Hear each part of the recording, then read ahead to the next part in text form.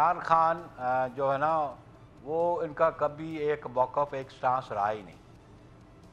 وہ آئے دن اپنے موقف میں تبدیلی لاتے رہتے ہیں اور ان سے بات کوئی کیا کرے کہ ابھی وہ جو ہے مسٹرسٹ ہے وہ آج بھی موجود ہے.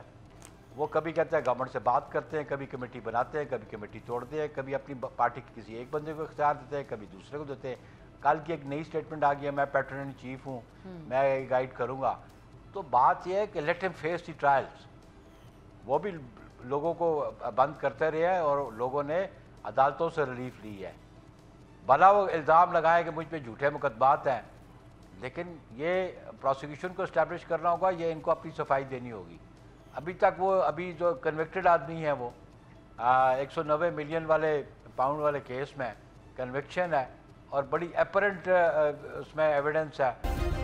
سبسکرائب کریں اور بیل دبائیں تاکہ کوئی خبر رہ نہ جائے.